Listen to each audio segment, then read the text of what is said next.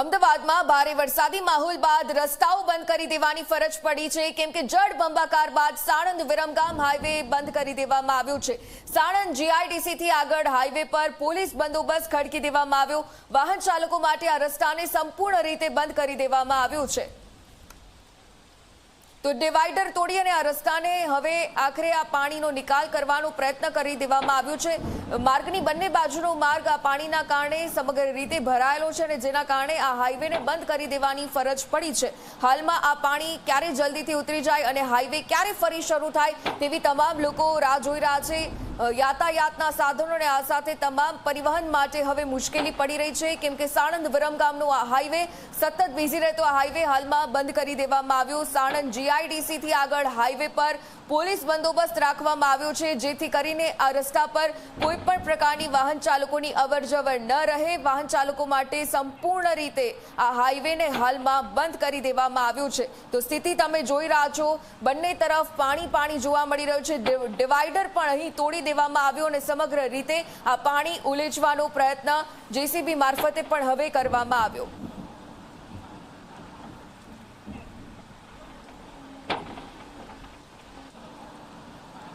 તો આજ મુદ્દે વધુ જાણકારી લઈએ। અમદાવાદના મોરૈયા વિસ્તારથી અમારા સંવાદદાતા ગૌરવ પટેલ લાઈવ જોડાઈ રહ્યા છે। ગૌરવ, અનરાધાર વરસાદ, નોનસ્ટોપ વરસાદે અમદાવાદની પણ દશા બગાડી। હવે જે હાઈવેને બંધ કરી દેવામાં આવ્યો છે, આપ ક્યાં ઉપસ્થિત છો, કયા દ્રશ્યો છે અને શું અપડેટ આપની પાસે? ગૌરવ,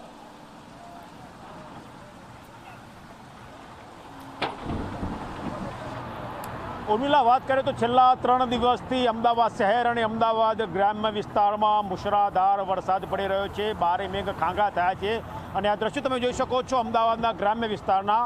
અમદાવાદ એટલે કે અમદાવાદ અને સૌરાષ્ટ્રને જોડતો મુખ્ય માર્ગ એટલે અમદાવાદ ને રાજકોટનો માર્ગ, કે જે માર્ગ સંપૂર્ણ પાણીમાં ગરકાવ થઈ ચૂક્યો છે।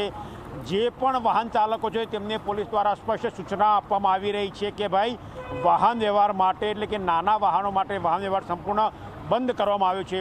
અહીંયા એક કરતાં વધારે ઇન્ડસ્ટ્રીયલ પાર્ક આવેલા છે અને જે ઇન્ડસ્ટ્રીયલ પાર્ક છે તેની કંપનીમાં પણ છાતીસમાં પાણી ભરાયાની માહિતી મળી રહી છે। આ દ્રશ્યો તમે જોઈ શકો છો કે હાલ અમદાવાદ જિલ્લાના પોલીસ વડા અને અમદાવાદના રેન્જ આઈજી છે જે પોતે નિરીક્ષણ માટે નીકળ્યા છે। ગેલોપ્સ મોલની વાત કરીએ તો લગભગ 900 કરતાં વધારે લોકો જે છે જે રોજગાર કામદારો છે ત્યાં ફસાયા હતા અને તેમાંથી લગભગ 200 કરતાં વધારે લોકોને અત્યાર સુધી રેસ્ક્યુ કરવામાં આવે છે આર્મી દ્વારા અને બાકીની રેસ્ક્યુનું કામ પણ ચાલી રહ્યું છે। એસડીઆરએફની ટીમ સતત ત્યાં ખડે પડે ઊભી રહી છે। પોલીસ પણ જનતાની સેવામાં ખડે પગે જોવા મળી રહી છે। આપણી સાથે જોડાયા છે ચાંગોદરના પોલીસ ઇન્સ્પેક્ટર છે, તેમની સાથે વાત કરીશું। સર, કયા પ્રકારની સ્થિતિ છે પાણીની, કયા પ્રકારે રેસ્ક્યુ ઓપરેશન હાથ ધરવામાં આવ્યા છે? અત્યારે સરખેજ બાવડા હાઈવે ઉપર 2.5 થી 3 ફૂટ પાણી ભરાયેલ છે અને અત્યારે જે નાના વ્હીકલો છે એ એકદમ જતા નથી એવું નથી, પણ જે ગ્રાઉન્ડ ક્લિયરન્સ ઓછું છે એ વ્હીકલો ફસાઈ જાય છે।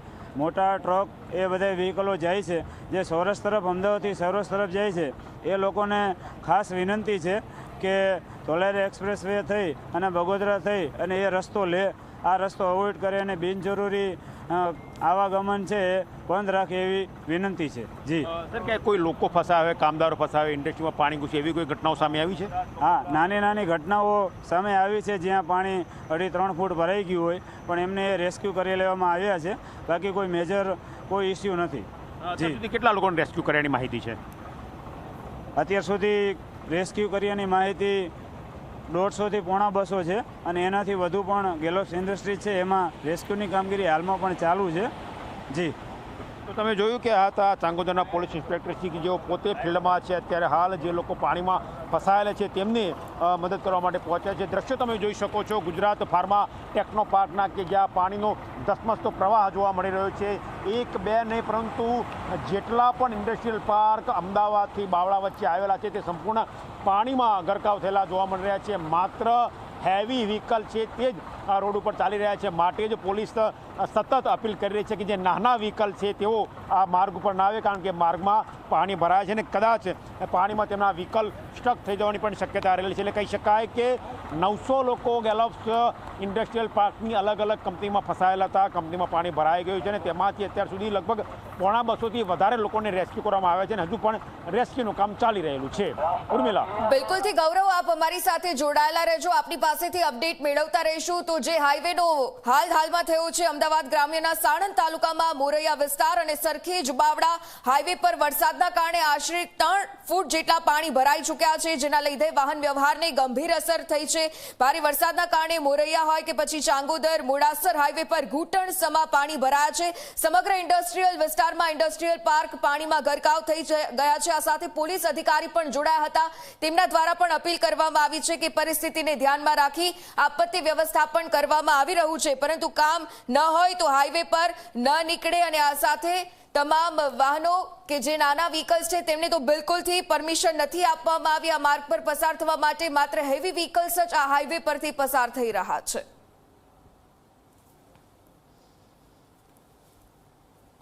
ગૌરવ, જે રીતે આ મોરૈયાનો વિસ્તાર સરખેજ બાવડા હાઈવેને જોડતો આ માર્ગ અને આ હાઈવે પર હાલમાં જે રીતે પાણી ભરાયા છે, આપે જે પ્રમાણે કહ્યું કે ઇન્ડસ્ટ્રીયલ વિસ્તાર અને એરિયા આ વિસ્તારમાં આવેલા છે, તેમની શું હાલત થઈ છે? ઇન્ડસ્ટ્રીઝ હવે કેટલી પાણીમાં ગરકાવ થઈ છે?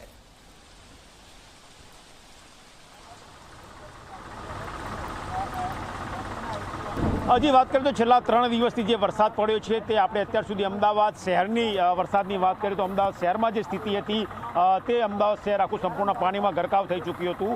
એવો ને એવો જ વરસાદ અમદાવાદ ગ્રામ્ય વિસ્તારમાં તો પડ્યો હતો। આપણે ધોળકાની વાત કરીએ તો લગભગ 18 ઇંચ જેટલો વરસાદ પડ્યો છે। બાકરોલની વાત કરીએ તો લગભગ 17 ઇંચ જેટલો વરસાદ પડ્યો હતો અને તેના કારણે લોકો ક્યાંક ને ક્યાંક પાણીમાં ફસાયા હતા। આજે નાગરિકો કે જેમને પોલીસે પોતાની સાથે લીધા છે તેમની સાથે વાત કરીશું।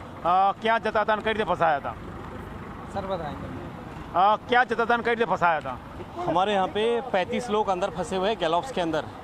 अब उनके पास पानी वगैरह भी ख़त्म हो गया। आज हम लोग जा रहे हैं, जाके कुछ कर रहे हैं। हम लोग भी फंसे हुए थे जहाँ पे मोराई में रहते हैं। ये पोजीशन है अभी। वो फंसे हुए, उनके पास पानी भी नहीं है, खाने का भी नहीं है, दिक्कत आ रही है उनको। अभी देखते हैं कैसे उनको मदद पहुँचाया जाए। कैसे ऐसे पहले कहीं हुआ था गैलॉप्स मॉल? भी इससे पहले भी होता था, लेकिन इस बार ज़्यादा ही हुआ है। इससे पहले भी फंसे थे, लेकिन हम लोग ट्रक वगैरह से लेके जाते थे सामान वगैरह। इस बार ट्रक भी नहीं जा पा रहा है। कितनी कंपनियां और कितने लोग फंसे हुए हैं? 35 लोग फंसे हैं मेरे। कंपनियां कितनी हैं अलग अलग? कंपनी यहाँ पे होंगी कम से कम 200 से ऊपर कंपनी होंगी। कितना कितना कितना पानी भरा हुआ है वहाँ पे? इतना पानी के आदमी डूब जाए, इतना पानी। और यदि नुकसान की बात करें जो पानी की वजह से, तो क्या अप्रोक्सीमेटली कितना अंदाज लगा सकते हैं? हमारा तो बहुत नुकसान हुआ है। पर डे का प्रोडक्शन का नुकसान हुआ है। मेन अभी तो जो हमारे वर्कर फंसे हुए हैं ना, उनको बचाने का है कि उनको हम कैसे बचाएं, ये है। क्या स्थिति है बारिश की वजह से? सर बारिश की वजह से इतना स्थिति है कि खाने पीने तक का भी मुसीबत हो रही है। चीज़ें मिल नहीं रही है। राशन दुकानों में भी कोई भी सामान जब खरीदने जाते हैं तो 2-3 दामों पे अभी मिल रही है, जिसके वजह से फाइनेंशियल भी प्रॉब्लम हो रही है। जी सर। गैलॉप्स मॉल की बात करें तो क्या स्थिति है गैलॉप्स इंडस्ट्रियल पार्क की? गैलॉप्स इंडस्ट्रियल पार्क में कोई भी गाड़ी जाने के लायक बिल्कुल नहीं है। उसमें अभी बोट के अलावा और कुछ उपाय भी नहीं है, जिससे साथ जो हमारे लोग वहाँ पे फंसे पड़े हैं उनके पास ना वहाँ पे लाइट है, ना पीने का पानी, ना खाने को। बहुत ज़्यादा भी प्रॉब्लम हो रही है इसके वजह से, यहाँ पे बारिश की वजह से। जी सर। कितने दिन से फंसे हैं लोग ये? वहाँ पे सर 2 या 3 दिनों से लोग बहुत बुरी तरीके से फंसे हुए हैं और अभी पता नहीं अब और कितना टाइम लगेगा सर।